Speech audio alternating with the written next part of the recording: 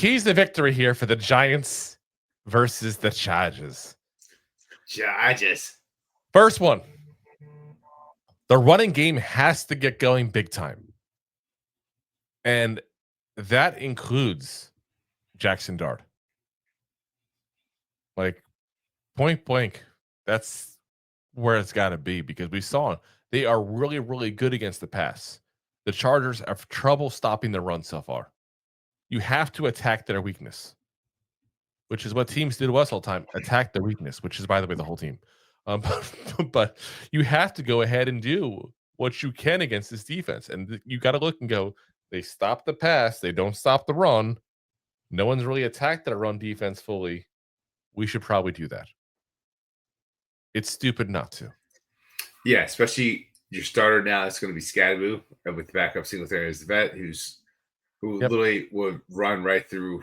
He thinks he's a bull that's run through a concrete wall. The problem is, I just don't want to see Skattebo get hurt. Well, listen, some guys are just Mighty Mouse, and that's what he is. We'll find out. And then you're thrown into a brand new player that there's no NFL footage on actually playing a game. You're doing two, actually, potentially. Jaxson Dart and perhaps Dante Turbo Miller. Correct.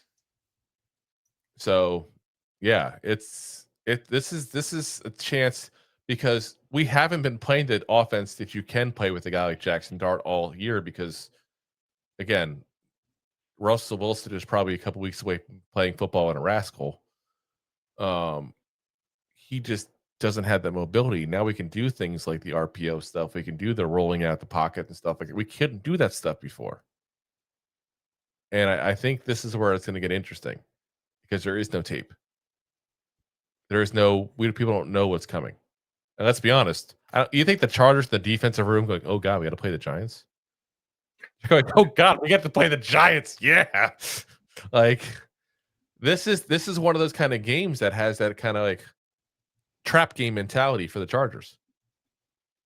You know, like that's where I kind of feel like. Number 2, Chargers point blank have a 3-headed monster receiver. The Giants have to force the ball to not go their way. And again, easier said than done. Let me be very clear on that. Yeah, but a lot easier. If they can figure out a scheme those guys to get covered and force them over to other receivers, that'd be very interesting to see what happens, because no one's done that yet. That being said, I don't think that's what they're going to be able to do. But you got to try. Give it the old college try. Yeah. Next up, Jaxson Dart has to not turn the ball over. That's a big concern you always have with rookies. You know, like that's a guy who point blank you expect to have some turnovers potentially, because the Giants have had issues with turnovers. Jaxson Dart's a rookie quarterback.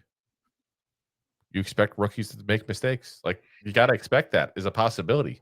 But the Giants, to have a chance in this game, need to play in a system where they're not giving up turnovers, because they can't get turnovers. The Giants have proven that. Can't get interceptions. Okereke gets the ball ripped right out of him by Patrick Mahomes. I mean, Kermit the Frog got his goddamn ball back. We'd really like that ball back, please. Thanks. Oh my gosh. That's your Kermit the Frog? Do better. Kermit the Frog here. That much better. A little better. Let us know in the comments. Who is the better Kermit the Frog? Rob, me, or let's be honest, neither one of us are good at it. But like I said, I think that's a big part of it there. Number 4, Herbert has to be given pressure at all times. If you let him sit comfortable, it's going to spell disaster. Like, point blank, we talked about it. They can't run the ball. As much as they can't stop the ball, they can't run the ball either. You need to get Herbert's face. You need to make him uncomfortable. And quite frankly, you need to be sending the big 4 at all times. Just blitz, blitz, blitz. As Jay says, both are terrible, by the way. I told you. Still, that's the right answer. It's not even necessarily blitz because here's the thing with this. Like, you got a banged up offensive line on their side, regardless of who plays, and we'll find that out later this week who actually plays for the Chargers. A banged up offensive line. You have Dexter Lawrence, Brian Burns, Kayvon Thibodeaux, Abdul Carter. You should be able to rush those 4 and get pressure. You should be able to. Should be. Should is the key part. Because if you take guys off that and blitz them instead of having those guys in coverage, you're not going to be able to cover the big 3. And that's where you get that fine line. I think you got to start, with a situation where those 4 guys are just pushed at the quarterback nonstop. And then based on how that pass rush is going, you might try to, let's throw one more person, just to see what happens basically.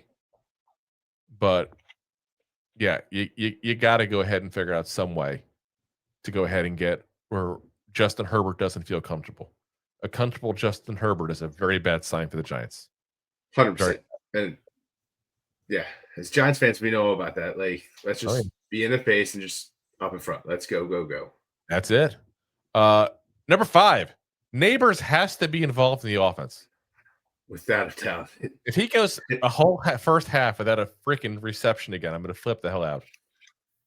I mean, look at him, like, when you just throw it to him a few times a half, like, pretty impressive.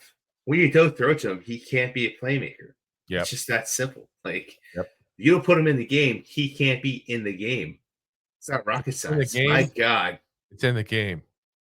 See? And we lost Rob. That's how kicked off Rob is. Like, but we have to go ahead and get that done. Like, we have to go ahead and get him in to this gaming involved in the offensive game plan. And the one thing I would love to do, and I don't want to be one to ever really do the OBJ Nabors comparison, but one thing OBJ was great at was those in slants. And I think that's something that Nabors also has that potential to do. He's very good at making the quick moves. He's very good at making people miss once he catches the ball, as long as you throw him in stride. I'd love to see more of that. And I don't know if that's the issue we're talking about with the middle of the field there with Russell Wilson having trouble seeing that, or if it's just something they didn't incorporate in the offense very much. But I think that'd be a fun way of getting him involved. May not be the big touchdown bombs and stuff like that, but those are plays that you're going to get 10, 15 yards on each time. And that's assuming he only makes like one guy miss. It doesn't make a huge play, which is always a possibility whenever that kid gets his hands on the ball. Number 6. Chargers don't run the ball well. Keep it that way. Because we have a tendency to make teams that don't run the ball very well look good at running the ball. You can't do that with this Chargers team. They already have a prolific passing offense. If you give them a chance to have a run game to go along with that, you're done. Point blank, you're done. And I don't think anybody's scared of Hampton as a running back right now, the way he's running the ball. Amari and Hampton either is not going to be very good or just hasn't gotten his stuff together yet. We'll find out as time goes.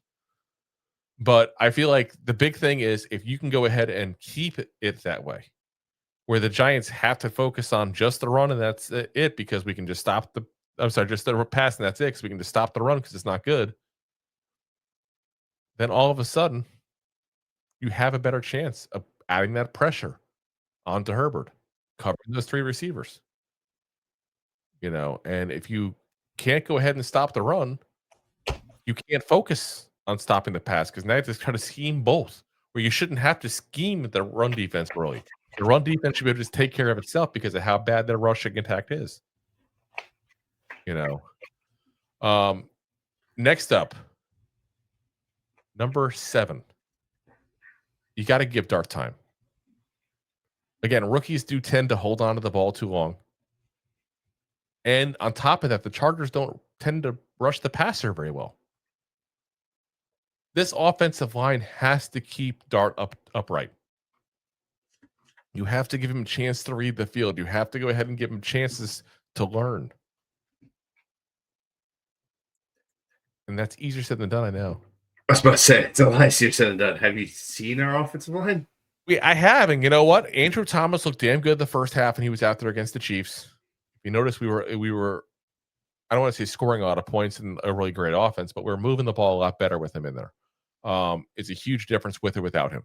And I'm wondering big time. if the plan is to keep him out there full time because of the fact that Jaxson Dart's going to be in there. And to answer Jay's question, I was about to say there, we don't know what's going to happen with Thomas's game. We don't know if he's going to be on the 25 snap count thing again, or he's going to be out if he's going to be in 3 quarters this week, or what the case may be. I'm hoping he's out there the whole time. Point blank. I'm hoping he's out there the whole time, and they go ahead and say, you know what? Whoever sucks the most, we're going to pull you out and go ahead and put Bo in there in your place, because Bo can play pretty much anywhere in the offensive line. And I actually don't think it's ruining him. I think he legit can. I think he's that talented. Zudu couldn't handle it. That was their mistake with Zudu. I think Bo can. And he's going to be hungry. So yeah, he's hungry enough to play. He's going to play wherever he can. Yeah, and I don't know where you want to go with that. I mean, John Running's not been good. That's the truth of the matter there. You also got a situation where, Greg Van Roten has not been as good as he was last year, but you also have the situation where JMS sucks. Ideally, I would say you move Greg Van Roten to center and you put Marcus Bowe at right guard. But I'm not there with him in practices and stuff like that to see, how he looks at guard per se, to have that kind of opinion. So I'm going to word it that way as well. That's what I would do, assuming that the coaching staff agrees he can do that. So, we will find out overall. Next up, and you guys have mentioned this already. I see a couple comments on it. It's on the list. Got to play clean. You got to get the goddamn penalties down. Yeah. You can't give up 100 yards in penalties and expect to beat this team. This is going to be an efficient team, the Chargers. That's what they are. They're not overpowering on offense. They're not the powerhouse offense. They're a really great defense and efficient passing offense. They're not going to be like top 5 in the NFL in least penalties. It's like fighting an anaconda. Once they get around you and start roughing up, it's game over. By the way, did you see the new Anacondas trailer?